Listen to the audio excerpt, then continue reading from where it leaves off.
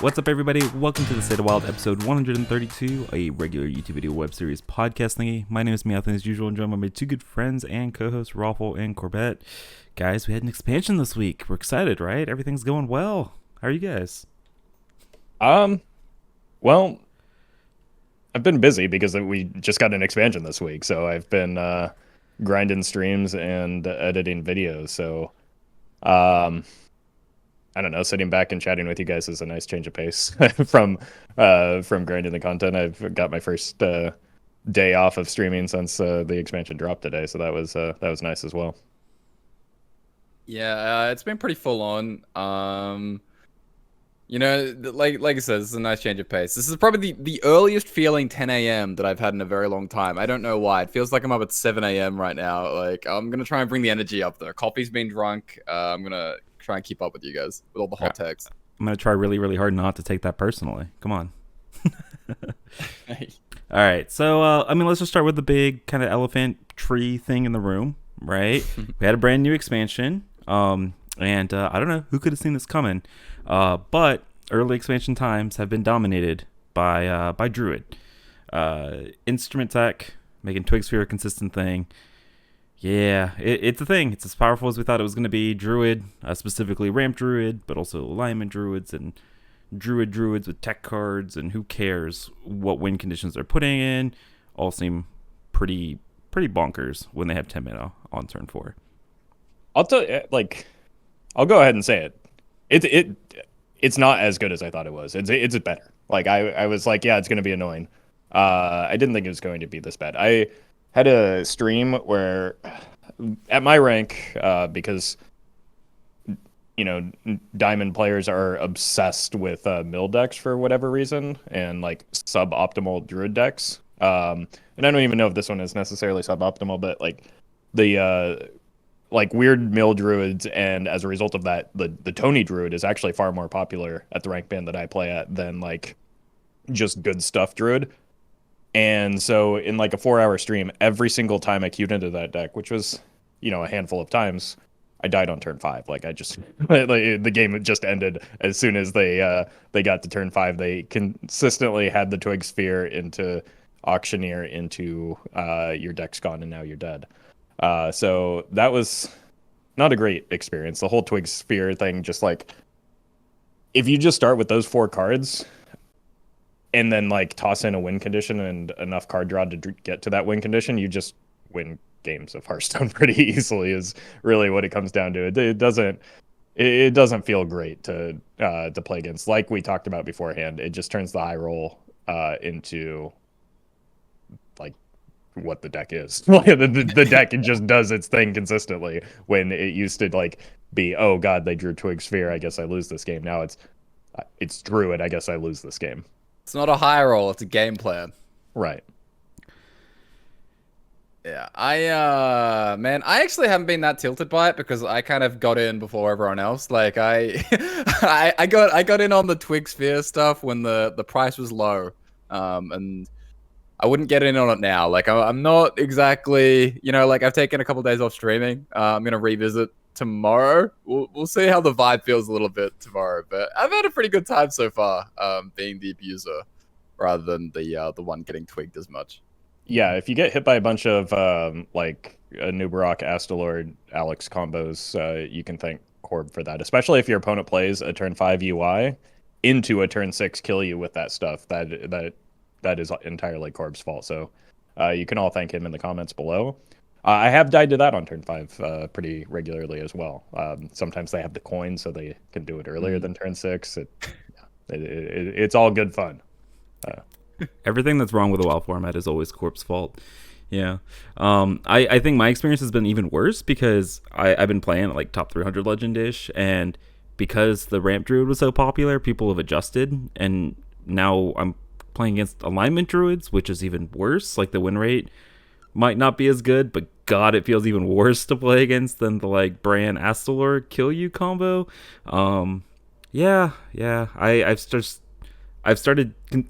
I've considered doing the whole all right, when I see a druid, I'm just gonna insta concede now because it's damaging for the mental, man. Corb said, yeah, I mean, if you know that they're gonna be doing it, right? You said this in previous season. If you know they're gonna do it, it's gonna like feel less bad. No, that is not true. It sucks when they do it to you, man. It sucks when they always have 10 mana on turn 4 and there's nothing you can do about it. I mean, nah, I just walk away when I'm getting comboed and go get like use that as my chance to take a break. Run an ad. Like, yeah, YouTube streams like because you're competing with actual videos. You can't have downtime or people like the viewership drops up a lot more than Twitch. So if that happens, I'm just like, well, I grab myself a cup of coffee. This is a great time to take a break. They can watch the fireworks happen. I'm not going to sit here for it. Man, it's so funny. Roffle was talking about the terrible druid decks and how prevalent that is at certain rank brackets.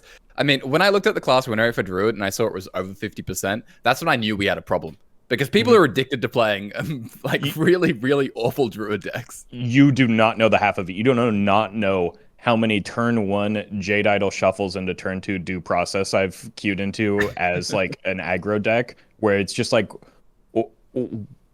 in what world does that make sense? You don't know how many Oaken summons into selfish shellfish I've seen. Like people are nuts with druid, and so you're absolutely right. I actually was eyeing the druid win rate in a similar capacity because I'm just like, this isn't like your normal. This isn't like when shaman is doing well, right? Like people play pretty refined shaman lists. Everybody knows what the even shaman list is. People do weird things with Shudderwalk, but it's less popular than like even shaman because even shaman is good, and like it's impossible to build that wrong. But like people just are out there with druid and like in a way that's only maybe matched by priest, and in the way that people just like throw piles of cards together and call it a day. But you can just win with that now because if you get Twig Sphere, you're probably good. Yeah, as long as the pile of cards includes 2 instrument text, Twig, and Sphere, your win rate I think is going to be fine, right? I feel like we used to make that comment. As long as you had like Oaken Summons, Vargoth, and whatever the taunt flavor of the month was, like, yeah, you stand a chance. Yeah, as long as you have instrument, Twig, Sphere, you stand a chance at winning a lot of your Hearthstone games. Right. I mean, that's just kind of how Ramp Druid has always been, right? Like, it doesn't matter what they're ramping towards, as long as they can, consistently hit the ramp, and yeah, they can. Like, yeah. Corb, I don't know if you can do this, but do you know what the win rates of those ramp druids are if they have the instrument attack or the Twig Sphere like on curve? Do you know what the win rate of those decks are? Can you tell?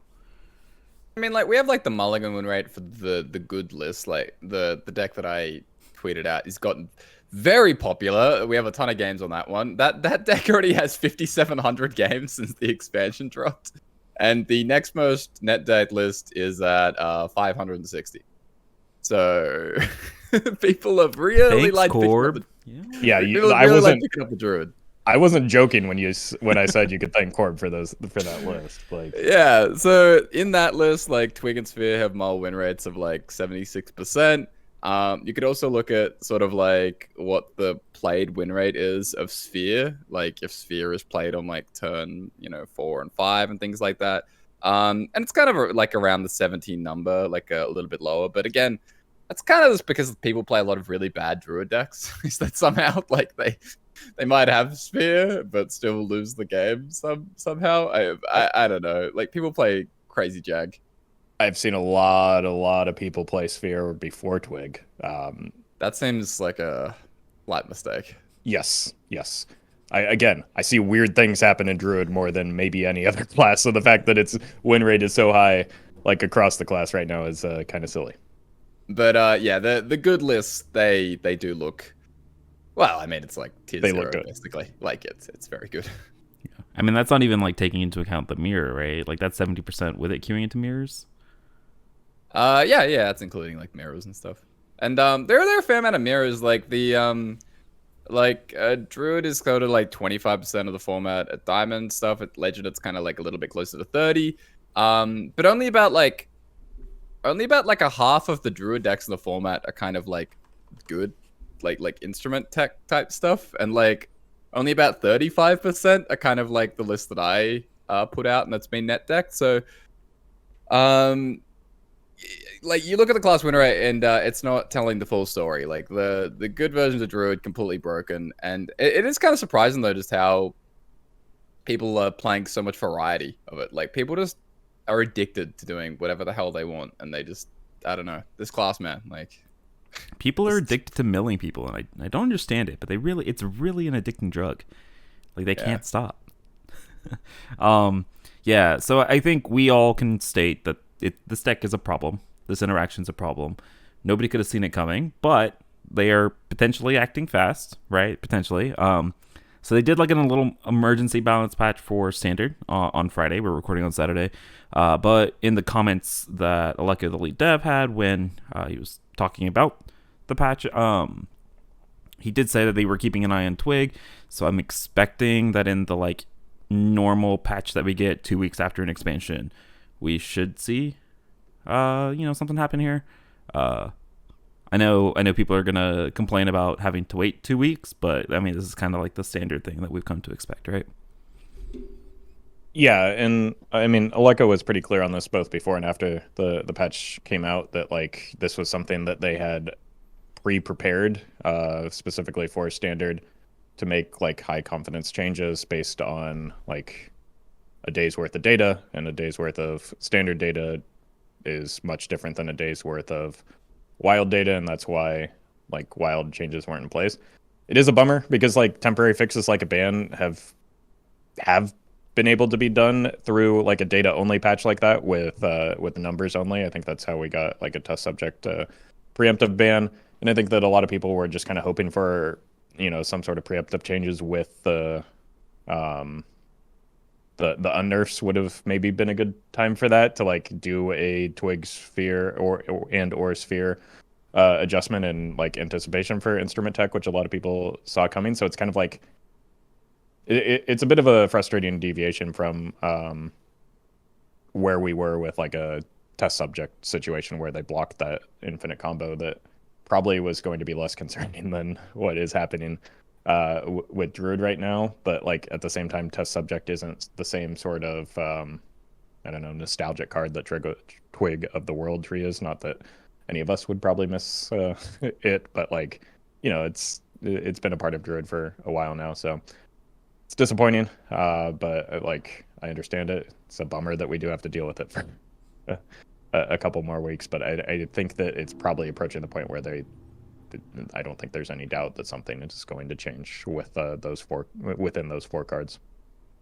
I'm actually gonna zag a little bit, and I've mentioned this before, where I kind of don't mind playing in the dumb tier 0 meta for a week or two if I know that it's gonna be fixed. Like the expansion comes out, yes, it's not the diverse, hopeful experience that we all want from Wild, but yeah, I don't know. Sometimes it's fun to just do the broken thing for me for like a week or two. Like if it goes on for a long time, I'm sad. But it's kind of what happened with me with the initial questline Warlock. Like I kind of enjoyed that for 2 weeks and things like that. I know that's going to be, a different experience for different people. But for me, it's not too bad. As long as I know that it's not going to be a long-term thing. And I have full confidence.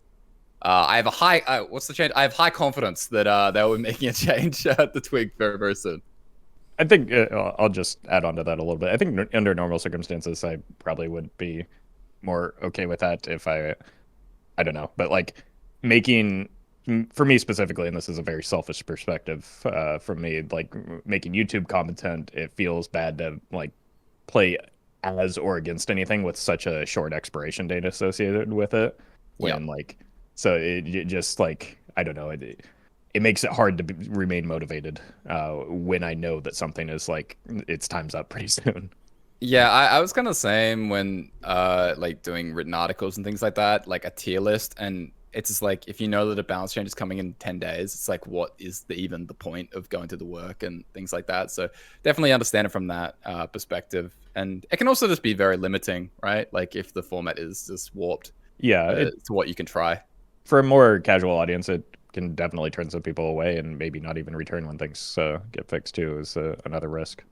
Yeah, I like expanding on that point. Like, it's really, really hard to be hyped and happy for an expansion where we have a bunch of new cards that we want to play when nothing that you're going to play is going to be able to compete with the power of and consistency of Twixsphere, right? Yeah. And when that's going to be like 30% of your games, it's just frustrating when you like don't get to play, and it kind of just ruins a lot of the shine of a new expansion. Like, yeah, we'll get the change in 2 weeks, but this is not like a Dark Lair situation or a Demon Seed where like we didn't know how powerful this was going to be, and it like we knew this was going to be powerful, and like I think that's a Well, little I think that's a little bit of part of what's adding to the frustration for me. Like we knew this was going to be Yeah. powerful, and it's ruining an expansion experience for me, and not just for me, for a lot of people, and I think that sucks. So Yeah.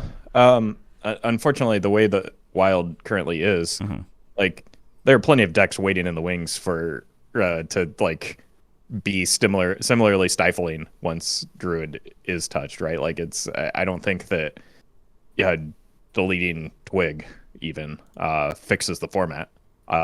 Sure, it makes it better, but like there are plenty of other decks that are extraordinarily limiting within the format that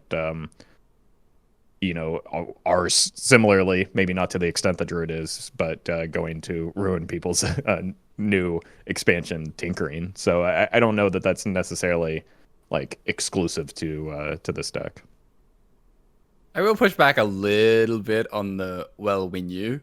It's like we know because that's how it worked out, right? But like there are other times we make calls and we don't know exactly how good something's gonna be. Like we don't know if it's gonna be tier 0, if it's just gonna be like among a normal better deck in the format, like things like that. So even if you could say like, look, I was like 98% sure, like I don't know, we don't know until we know. those are like until your we see it words in though, action. right? Like you knew that Twig Sphere. We all knew Twig Sphere is strong, and then we know that Yeah, well, doing it I knew consistently was the- going to be powerful, right? I would say that like knowing that the interaction is going to be happening every game, like when that happens, is very powerful. But you don't necessarily know like how good the deck overall is going to be. You don't know how popular it's going to be, and you don't know the exact details. Even if you think that interaction specifically is going to be very very powerful. Right. I personally would have preferred Twig to get gutted and the pillar to change, right? Especially when you see the weapon, the weapon tutor. But it wasn't just because of the weapon tutor. It's because I've wanted that change for like 12 months or so. So it's multiple things like a play pattern in addition to the like now the power level issue that we're seeing. Yeah, no, I'm in agreement there. Hindsight is a hell of a drug that makes people a lot more confident in their initial takes than those initial takes really were. I'm fully willing to admit that like I probably underrated how like impactful and you know stifling the instrument tech combo was, just because like I don't know, I didn't realize how quickly Druid could end the game after they got that down, right? Like Druid has infinite mana, we all know that, but like like the refined lists are really good at adding lethality onto just having a bunch of mana. I think is the thing that was maybe underestimated on my part a little bit. Like what they do with the mana is also an important facet that like people weren't doing before because they weren't consistently getting Twig Sphere. Yeah, like being able to build around and include like UI, for example, is like a different direction. You change the build when you know that you always have 10 mana on turn 4. Mm-hmm. Yeah. All right. So that being said, we all have played other decks, right? Outside of just Ramp Druid. I know it might be hard to believe if you've been watching a Corp stream in the past like week, but he has also been playing decks that are not just Ramp Druid. And so wanted to make sure that we touch on some stuff that wasn't, the Twig Sphere Druids. Talk about some stuff that we've been playing, experiencing, and are kind of excited for or scared of from the new set.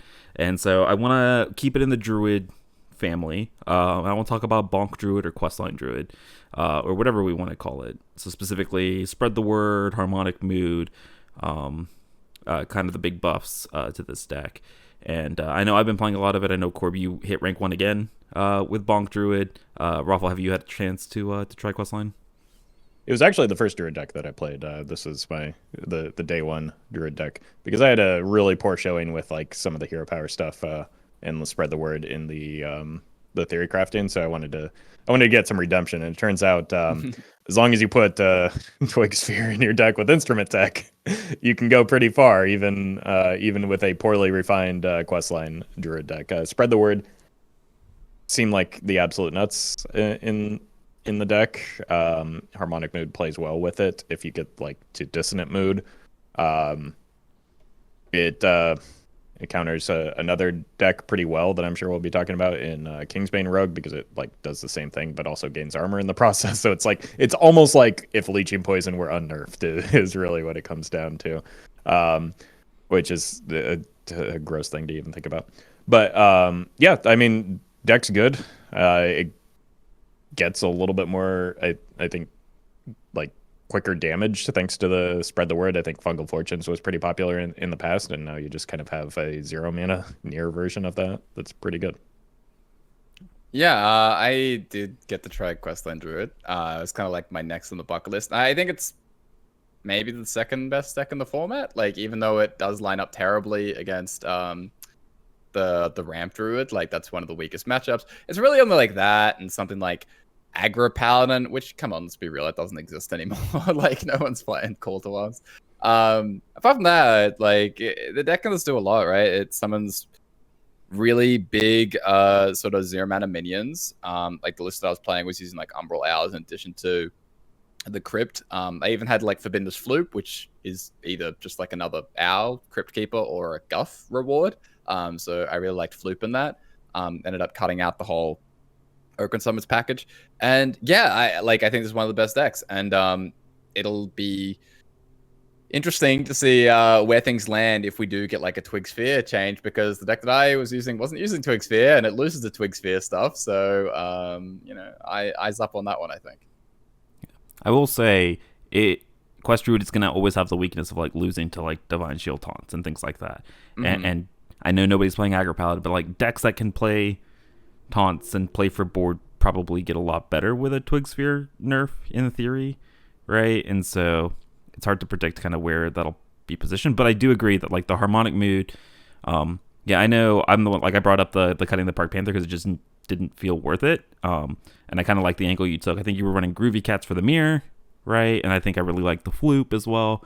And so yeah, like I think it's good. I think the deck is good. I don't know that it's gonna be like runaway best deck in the format of Twig Sphere gets nerfed, but I do think it'll be like a good deck. And I think we knew that it was gonna be a good deck. Kind of, it was already like a fringe playable deck, and it was getting the Even Shaman treatment where it got like 6 new cards this expansion, which was still much better than I was expecting. Yeah. I think Corb went out on a limb, tree pun intended, when he called that it would be pretty strong look to go with come expansion time. I don't know that I had heard that elsewhere, other than people just like seeing damage synergies and being like, yeah, we'll try it, like, or like that kind of thing. So yeah, I think that, I mean, he called out the gate that it could be the way to just build your Druid decks, which nobody was really talking about. So with the Twig ban or change, maybe it could be. But yeah, I think that if it does replay, I think if it does replace the current iterations of Druid, there will probably be a little bit less pushback, because even if you don't have a good matchup into it, you're going to feel like you can at least play the video game against the deck, like it does kill you over several turns. So at least it gives the illusion of a chance.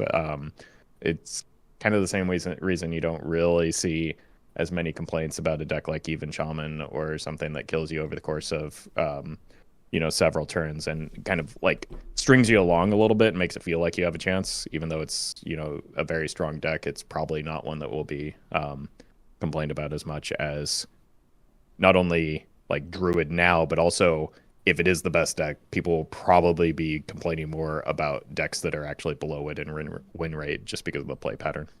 Yeah. I mean, oh, go ahead. I was just going to say, I do think that it also just has like a fairly straightforward gameplay pattern, right? That like you can, there is more counterplay, I think, to it than to the Twig Sphere Druid, at least in theory, right? No, I agree with that. Yeah. I do think the great return of Giggly Inventor to the format.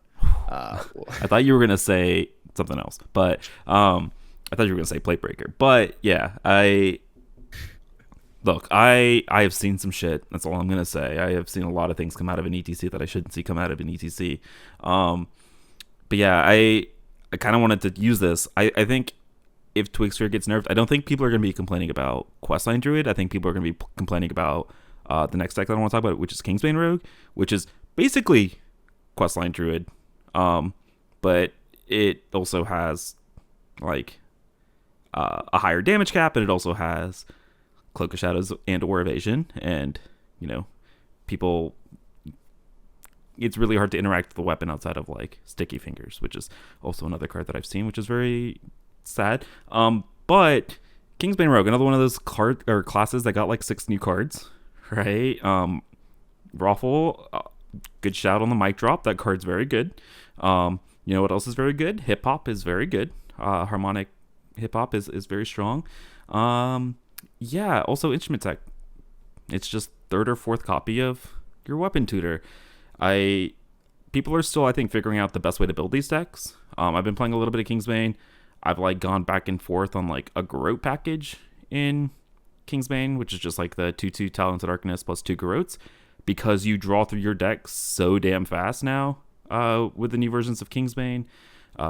People are doing kind of what they did similar in Standard, where they were playing like cloaks and scabs and stuff, which is like 3 or 4 ice blocks, and you can't kill me before I kill you with a 14 attack Kingsbane. But yeah, I've seen multiple games. I've had multiple games where like on turn 4 I'm attacking with like a 12 attack Kingsbane, and so I feel like this is something that is going to be pretty gross potentially. But I think similar to Questline Druid is kind of like a linear game plan pattern. Like it hits you in the face, and theoretically there is more counterplay to that. Yeah, I mean, there's the ultimate counterplay in Cobalt Sticky Finger, the card that everybody knows is a strong answer to dying on turn 4 to a giant Kingsbane. Yeah, I played a version of the deck myself that just ran the 4 weapon tutors as the minions and swindles, and you just always have the weapon. Mic drop, I rated highly, and then I played it, and I was just like, my God, this card is nuts, especially with a prep. Like, it just fits in so perfectly. I was legitimately keeping it in the in openers because it did so many things that I needed a card to do. And then I think misreading Harmonic Hip Hop because like it adds 3 damage to your weapon for 2 mana. That's like that's outrageous. Like my brain just did not recognize how much damage that is for 2 mana on a Kingsbane, and like that card really surprised me. The ping isn't irrelevant for cleaning up minions because you don't want to attack your weapon into minions, and then you just get to bash people in the face. Yeah, deck feels good. Please never consider unnerfing Leeching Poison, which somebody brought up in my chat while I was playing the deck. Don't ever think about that. That would be horrendous. Yeah, I haven't really gotten to test the Kingsbane stuff. It's like the thing that I was most intrigued after the Ramp Druid, Questline Druid, so I'll get around to it soon. I don't know. It feels like there's a lot of potential directions to build this. Like whether, I mean, the baseline one being, is it a Renathal deck or not? Like I don't know. Like my inclination is no, but I know that a lot of people who have like mained Kingsbane previously have tended to like that build. So I'm not sure, like whether it's just the extra health because you do tend to like clean up things with your face, or just because you do get very close to fatigue, like in a lot of these situations with the Silverleaf. So I think that's something to think about, but also just like how to build it in general. Like, do you play the Garrote package? Like, are we running any minions at all, really? I don't know. I think it might take a little bit to figure out completely, but Kingsbane definitely one of the decks that kind of picked up the most recently from the new set. And yeah, people will probably get more pissed about it than Questline Druid, which no, like I don't think that makes total sense, but I do think there's sort of a visceral reaction that people have to seeing a 14 attack Kingsbane on turn 5, which makes sense when you kind of put it like that. Right. I think the damage escalates a lot quicker with Kingsbane Rogue, so you see big numbers hitting you faster than you do with Druid, which is like big mid-sized numbers hitting you repeatedly while tanking up. I think that I think that you're right on that. Player sentiment will probably lean more aggressively against Kingsbane, but like they're the same deck. I mean, really, Questline Druid is just old Kingsbane, not the super powered version that we have now, with unnerfed Leeching Poison, like just hitting you in the face and healing up every turn. A little bit of a side note: I don't think any rogue player is ever allowed to ask for a Nitro Boost Poison Reaver ever. Now that we have Hip Hop, like just not allowed to. But yeah, I don't know that I had like debates when I was playing Kingsbane this week of like, do you even play like the Bucks and the Plunderers? Do you play those? Do you play 4 tutors? Like, what do you really do? It's interesting because it's been a while since it's been this kind of deck. I like it. I will also say that the mirror is one of the silliest mirrors I've ever seen. It's very stupid, very one-sided in a lot of situations. A lot more than most mirrors. But yeah, the more one note the game plan is for a deck, the dumber the mirror is, right? Like that's just the way it always works. Yeah. Yeah, I think the only mirror I encountered was like a Renathal mirror, and the extra health did not matter because I simply just like drew my tutors and buffs faster because like I played the mic drop, so it's just like it's just 2 people bashing each other in the face until one explodes. How romantic. Yeah.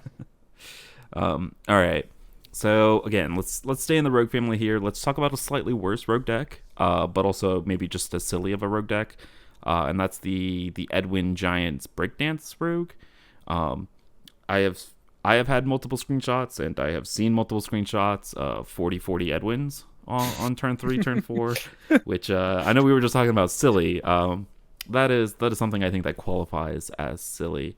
So this for those of you guys that don't know, this is the deck that like just aims to get down to like a giant Edwin and then breakdance it and replay it, or get down 0-mana Arcane Giants, breakdance them, replay them, but also get like an 8/8 rusher. Very similar to the Miracle Rogues that we had like 6 or 7 months ago, but instead of locations, you have breakdance and Arcane Giants. Yeah, I don't know if this deck is good. It's just really funny to see like 38-38, 40-40 Edwins on turn 3, turn 4 again. Yeah, dies to beat GH though, so literally unplayable. Yeah, I think in those instances, Edwin would be better as a singular 3-mana 2/2. Yeah, the deck looks goofy. I haven't had a problem against it just because like somehow it feels like it's playing a little bit more fair than some of the other stuff in the format. Like you can you can remove their stuff. You can just go over the top pretty easily is a pretty common thing depending on what type of deck that you're playing. It's neat. Like I don't know, it makes people feel correct about their prediction of like the Corona card breaking the format or whatever, the 3-mana Potion Evolution. That does seem to actually be reasonably good in that deck, just because it like power turbo buffs your Edwin, as well as makes the Giants free again, but it gives you more coins. So you end up. I wasn't even playing that card in my versions of the deck, and it was still really good. So. Yeah. Oh, okay. Well, it's even a cut. The breakdance is kind of sweet on a big Edwin too. I've seen like having like a 16/16 come bash in on you. Like even when it was happening to me, I was like, "This is great." Yeah, I haven't really gotten around to too much of the Miracle Rogue. I kind of saw it as sort of like a bit more of a meme list. Like there are just a number of these decks in the format right now that just have these all-in stupid full boards on like turn 4, right? And this is just like another addition to that general package. I don't think any of them are that amazing because going all in to lose to like removal isn't fantastic. But they are silly, and this is probably the silliest one out of all of them. I think some of that is just like how a druid format looks, right? Like you have to, the only way that you can beat it or hope to beat it is to get underneath it. So like, yeah, a lot of decks that like spam big numbers, turn 4 are going to start cropping up. Yeah. And then die to poison seeds or Fluggle Tox, and then we're sad. But we're not going to talk about that. All right. Next up, Corb. I did say that I was scared last week about these 2 mage decks, and I might have been right. So there have been a couple people. There's been some rumblings of the hostage mage or turtle mage or I don't know what name we want to officially designate it. But there have been rumblings that this deck is like actually really good.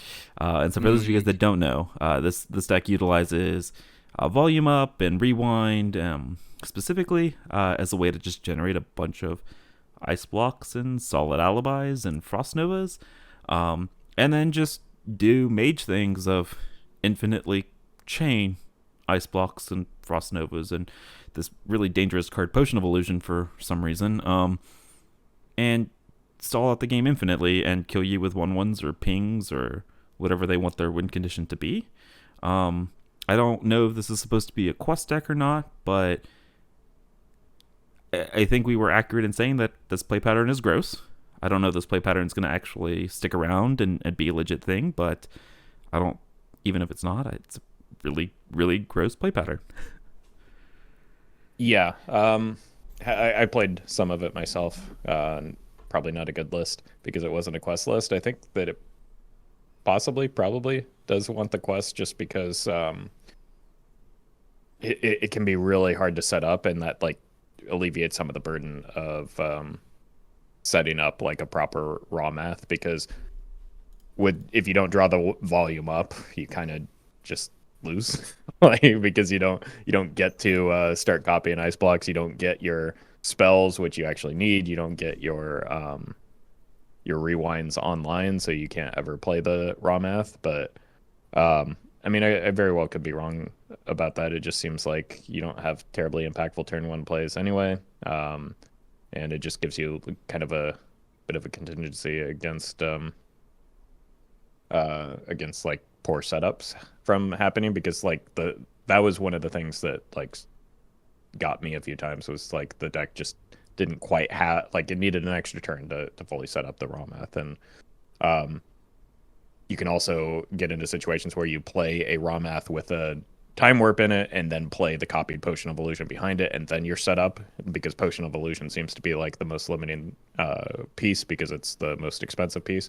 But when the deck gets set up, it is so unbelievably toxic. I played like I think I played like 8 Vardens, the 4-mana minion Varden, against a mech paladin that just had to pass turn, burn a card at every single turn for the sequence of those 8 straight turns where I played a Varden. It's gross. And I wonder if with all of those ice blocks, other than the Tony Druid, it has a decent chance against like the good stuff Druid, and maybe that's kind of a concern, is that it like is an answer to that, because like, yeah, it does, like the solid alibi doesn't do much when you're getting hit with Astalars, but ice block sure does if you're playing that 16 times in a game instead of like 8 Vardens like I was doing. Yeah, in theory, that should be a potential way to lock out Druid. Just because Druid is too slow, like in quotation marks, like only killing you like turn 6. It's really not fast enough if the mage can get those blocks online and stuff. So yeah, maybe it wasn't Parrot, guys. Maybe it wasn't Parrot. Maybe it wasn't the quest. Maybe it's always been Ice Block all along. And What? Yeah, shooketh. Yeah, maybe it should just say once per game, because that would make it in line with kind of how it works in BGs as well. It would also be in line with you know, how it was in World of Warcraft too, because it was on a 5-minute cooldown, which was one of your longer 5 or 10-minute cooldown, which is one of your longer cooldowns, so that you couldn't just spam it because of what it is.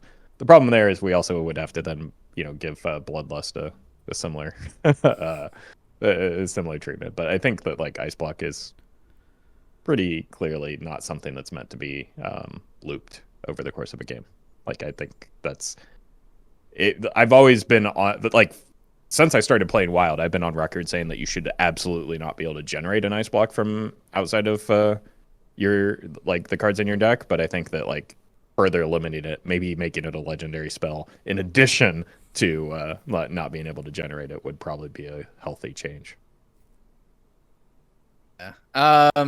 The mage stuff, I think, was always going to take like a little bit to figure out, because the set was sort of interesting for mage, but The set is interesting. The decks that it creates, probably not. But yeah, like this is gonna be very frustrating if it becomes part of the format. And like if it's remotely competitive, it will inevitably become like quite a big part of the like high legend format. I don't know if it's the type of deck that'll trickle down as much necessarily. But like people are always wanting to play the deck with the dumbest, strongest late game. Like no matter what it is, and mage is usually one of the better options for that. So here's to hoping that the deck actually isn't good, especially if we get a Twig Sphere change. Because God, I can already see the complaints and comments already, like in my head, and it's not something that I'm excited for. I can also see my own reactions when I get locked out. But yeah, all right. I think those are kind of a lot of the new decks. I know it's only been like four days after the expansion for us to record this. So not too many decks, but I do think I think the statement that I made the last week, where I think there's a lot of very playable cards from the new set, I think that still holds true. I think there are a lot of new cards that we're going to see.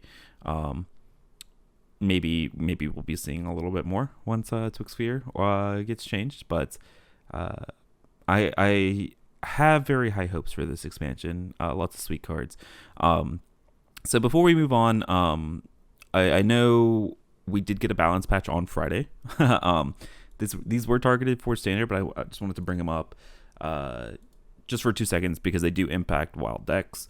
And so the first one, they made 3 balance changes. The first one was to Construct Quarter, and so this is the Death Knight location. Was 4 mana, 3 durability, is now 3 mana, or 4 mana, 2 durability rather. So eating a second change, I know this was because the 3 Death Knight decks in Standard, Blood, Unholy, and Frost were all very good. And so they were trying to bring all 3 of them down. And then Vengeful Walloper, this one makes me a little bit sad, if not completely, totally expected. So this is the Outcast Demon Hunter, 0 mana 5/5 with Rush, sometimes 6/6. That costs 1 less for each demon, or for each Outcast card you've played this game. And it was a demon, you could Philosophy it back to its original 7 mana. And then Light Ray, this one's not so much played in Wild, but this was the Pure Paladin card, 0 mana 5/5, going to 10 mana instead of 9. Corb, I know you're kind of our resident Standard player here. Do you kind of want to walk us through these changes and your thoughts, and give us your opinions of how dumb these were, in your words? Well, I mean, like they saw the clear class, like these 3 classes were the clear outliers. All 3 Death Knight decks are kind of broken. Pure Paladin was really good. Outcast DH was really probably like a little bit below the others, but also very, very good. It is kind of funny how they did like the classic thing where they buff the really strong payoff card for a deck that doesn't work, and then this time they actually reverted it. But it's like very Warhorse Trainer-esque, right, with the Walloper, where that card was already fine at 7, so it is funny that they walk it back. But yeah, just in terms of like the cards chosen and like the cadence of it, like the timing, it does feel a little like strange where, you know, Construct Quarter seemed like the default way to address like all 3 Death Knight decks, which all look strong because it's the card that's played in all 3 of them. But yeah, like the card wasn't good really in particularly in like Blood, right? Like in Blood, which is like the best of the best. Like that card was probably already going to be cut like very, very shortly, even if it was just left as it is. So this change doesn't really like address the problem, and it also just makes a card that was already fringe playable kind of useless. Like now it's sort of just been nuked. So I don't know. These changes feel like we've now had back-to-back expansions where they've done quote-unquote emergency changes, where they did it with Spitter, and now we've done it again with these 3 cards. It's like, is this the new normal? I really thought that they were kind of pushing away from making these changes after just 1 day of data, because it seems like whenever they do this, the changes just aren't great. Like, or like there's so much room for things to kind of go wrong or to not actually address the problems. And I don't know. I just, whether it's even like this change after like 1 day of data, or even the ones they make after like a week where they did like Snowfall and they buffed Edwin, when these changes are happening so fast and so early in the expansion, it's easy to miss things. And there's a lot of risk that you like high confidence change is code for like not doing anything, which is kind of what Construct Quarter is doing. And they've talked about that previously with other quote unquote like high confidence buffs that ended up like doing very little, because high confidence just means that they think it's risk free. So yeah, I don't know. I hope that they look at maybe changing the cadence of the balancing they're doing, because right now it feels very lightning fast. And Yeah, yeah. I think it's very easy to isolate classes that are, maybe standout and or like outliers, potentially problematic in that short a span of time, but it's not necessarily easy to find like the root cause of within those decks, right? Because a lot of times it could be interactions between multiple cards, and simply doing a mana tweak isn't going to fix that. And these, like, well, I don't necessarily like inherently disagree with any of them, except maybe Construct Quarter, because my understanding is that's not like a good card, right? As it stood in really any of the decks. Um, it just seems like tinkering or changes for the sake of doing so, without really like being likely to have too much of an impact on it. Like, I think that 0 mana 5/5s probably shouldn't be as easy to get down as some of these are, but like they're still going to be 0 mana 5/5s, just maybe like half a turn later. Yeah, Death Knight in particular is kind of a weird one, because yeah, it's the Death Knight class, but Death Knight is just 3 classes like in one. So it's like, yeah, one card doesn't really ever. It seems unlikely that one card is ever going to address the whole thing, because Vampiric Blood is not the same as stuff going on in Frost. And so like making just one change of Death Knight feels a little strange, especially when like it's this card. Like you have to pick this one if you're gonna make one change probably and try and hit all 3. But it's like there's probably a better solution to that. And yeah, I mean these changes were probably just locked in before the expansion like even launched really. Yeah. So but are you telling me the Vampiric Blood is a standout card in Standard? Because I might definitely play some Standard. it's quite a standout card, Roffle. If you're like looking for some Blood Death Knight, I would really be grinding some Standard right now. It is far and away it's very Control Warrior-esque, right? For the Blood DK. Okay. Hey, look, if you need to get those 1,000 wins somehow, it's going to be very slow if you're playing Blood DK, but it's a very good deck, because that's what I mean. If you're winning every game, Meowth, I mean, how slow can it be? Yeah. Well, when you have no star bonus in Standard like I do, it is still very slow regardless. Yeah. I also like before the expansion, I did queue up some Standard. I know this is a bit of a tangent, but I just started exclusively queuing into very clear robots, because like there's some weird interaction where my MMR was probably too high to match with somebody at my actual rank, so it just like I just get all the bots. Yeah, I queued into a fair bit of bots myself, but I have been playing some Standard. I've been playing some Outcast DH, and then I've been playing some Blood DK, trying to get my 1,000 wins, because those classes aren't very good. At least they weren't in Wild, and so. But yeah, I was a little bit sad to see the changes to the Walloper, but it was like completely understandable, and at least they didn't hit the Glavetar or anything like that, so that maybe the Wild deck still stands a chance, maybe. But yeah, are we happy with saying that Construct Quarter is kind of just like, if you're like the one guy still playing even Death Knight on Wild Ladder, like it's probably a cut from your deck? Probably, but I don't know. It might actually still be okay in even Death Knight. It makes that cage head inclusion that you were talking about probably a lot worse. Oh yeah, that's not happening. But I mean that probably wasn't happening anyway. Let's be real. But yeah, like even Death Knight is so desperate for any quote unquote value that just like 4 mana turn your hero power into 4/5s might actually still be fine in that deck, even if it's only happening twice. Yeah, that's crazy to me. All right, let's wrap it up. Let's just talk about kind of general impressions of the set. I know they are a little bit skewed because of Druid right now, but how's the set? What are your initial feelings about what's going on in Wild? I think maybe I just flat out underestimated some of the cards outside of like the Druid Kingsbane things. There are some like support pieces that are fun to tinker with, and I think I just kind of like a lot of people do, and like I chastise a lot of people for doing prior to an expansion coming out. Like I kind of wrote it off as early set not having that big of an impact, but like there's some cards that caught me by surprise, and there are some that I've enjoyed tinkering with. The Kangor, for instance, in Big Paladin is pretty sweet. Like it's probably another one that's going to do a lot better in Standard, but like my God, if you're queuing into aggro and you get a Kangor into a Brasswing, you just win the game. It's a thing of beauty. So if you can dodge the druids, that's a pretty fun one. I will say, I can say with a great deal of confidence that unless something drastic changes in the very near future, one Amalgam Band is not going to be in the top tier meta deck in Wild. That card seems like not something to build around, and I learned that the hard way. So baited by Matt London again. It is very fun when it comes down, but this is not a game-winning payoff card. I am sorry. I also got frustrated in a situation where I had 7 out of 8 of the mods active, and I missed Rush, which was the lone thing that I needed in order to swing the board back in my favor. Oh no. And that feels really bad. So I just got to sit there and I got stealth and taunt with this giant board swinging back at me. And it's a hilarious card, but it is not good. Right. Thanks for doing the math for us, I guess, or the science for us. Yeah. We'll have to see the prophecy of Matt London. I mean, he still has another 2 expansions. All right, there's always a chance.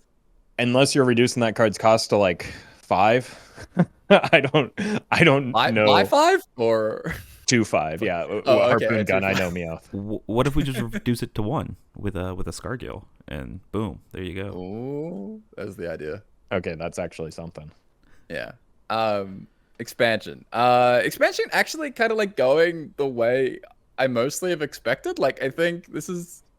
I feel quietly confident saying this is the most on the money I felt about pre-release, reviews and stuff. So, no Deck of Chaos moment just yet. But yeah, my general stance on this and Wild, my mood about the general format and the big picture overview kind of changes a little bit over time, depending on what the format's been like, what kind of changes we've been getting, what kind of conversation the devs have been having. I don't know. I've always advocated for active balancing and things like that, and I do hope that we probably get the twig change, and I expect that we will get it. But I'm leaning more and more with each passing expansion into the Wild is a silly place. Wild is wild, kind of, that sort of general train of thought, because the way I'm kind of seeing it right now is that the Wild is an aggro dominated format, and if there's combo stuff, it has to rely on really dumb high rolls, and if the combo stuff is actually good, then the combo stuff gets nerfed, and then we're back to square one. And there's a few exceptions here and there, Shaman has survived despite having this Flogal Toxfin thing, and sometimes being just as good as the aggro stuff. Shaman has snuck through as one of these decks, but that's a bit slower. It somehow live. I actually have no idea how the hell Shutterwalk Shaman has even been this good for this long, but that hasn't got nerfed yet. But that's kind of where the format's at, and so it's okay, they nerfed Twig. I think it's going to be a lot of bonking with Questline Druid and Kingsbane, and same thing, even Shaman, Pirate Rogue, a lot of that kind of stuff going on. It's sort of difficult for me to see even Shutterwalk surviving, because I can't imagine it having really positive matchups into things like Kingsbane and Questline Druid. So we're going back probably to this more aggro-centric meta, and it just sort of seems like this is what we keep reverting to, and it's just hard to sort of rein in all these interactions and things like that.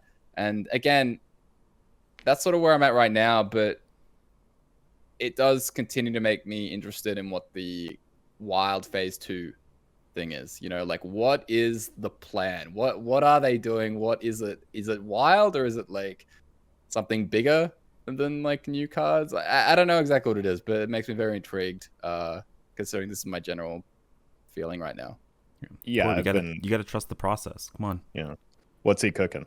No, I've been feeling something very similar with regard to the format, where that's essentially a more clear and concise way of putting my concerns about the format doesn't get solved by just deleting Druid, right? It's there are problems that are very clearly there outside of Druid, and there are problems especially with some of the aggro decks that aren't clear, easy fixes outside of massive shakeup. So until we really get a sense of what's coming next, I don't think we can expect those types of massive shakeups until set 2. So we're just going to kind of like live in that world for quite a while until changes happen or until we get a better sense of what their direction is for the format. Yeah, I mean, I will say like I feel like it's been the expectation for the past couple of years of just like it's gonna be busted stuff. We just hit the outliers and kind of go from there. I don't think it always just has to be an aggro dominated format. See the Renathal meta that we had for a beautiful, blissful like 2 or 3 months, but I guess beautiful, blissful for some people. Some people probably didn't like it, but like it's not always going to be this way. I don't think it always has to be this way. It always just depends on like what gets released and what gets nerfed and what doesn't get nerfed and things like that. Yeah, I think Renathal is kind of the pushback, like the exception, but Renathal is kind of, it's like an exceptional, like fundamental rule change to the rules of the game, right? And it's difficult to achieve that with like conventional card balancing. It's just like a complete rebalancing of the format with the different health total. It's like aggro worse when people start at 40 health. It's like, yeah, that makes sense, but that's like generally not what we're going to be living with. So if they do revert Renathal, like that is kind of this like changing what Wild is, right? What Hearthstone is. But obviously that probably is going to be happening for some time since Renathal doesn't rotate until next April. So in the short term, or at least for the next year, this is kind of just how I'm generally sort of seeing things. Yeah, that's kind of the expectation I am at as well, unless something changes mid-year with the announcement. All right, this got very deep when I asked you guys a question about the expansion, but I'm down for it. I am still tying it all back together. I am enjoying the new cards. I think they will have an impact on the format. It might be in the form of aggro with Bonk and Kingsbane, but we'll see. It might be Hostage Mage. God, I hope not. But again, we'll see. But yeah, I'm excited to see where things take us. I'm excited for the balance patch in 2 weeks or whatever. I wonder if I think I'm very confident. I think we all are that something will happen to Twig. I don't know what it'll be, or at least that interaction in Druid. I don't know. What else might get swept up in that if there are standard changes or anything like that as well. But yeah, tis our opinions after 4 days of the expansion. Guys, thanks for joining me. Let the people know where they can find you guys in your content moving forward. Yeah, you can find my streams on both Twitch and YouTube at Roffle, and daily videos on YouTube. And you can always find me streaming on Twitch at Corbett or Corbettgames on Twitter, and so much YouTube content recently on at Corbettgames YouTube. So please check that out, please. I'm desperate. You guys can find me on Twitch and Twitter at GetMeOuth. I don't post anything on YouTube except for the podcast, but that's probably where you guys are watching this, and so that's good for me. Thanks for watching, guys. Thanks to all of you guys that are listening all the way to the end, week after week. Appreciate you guys. Hopefully all of you guys are enjoying the expansion, give or take the Druids, and we'll see you guys again next week with some more analysis and decks and things like that. Take care.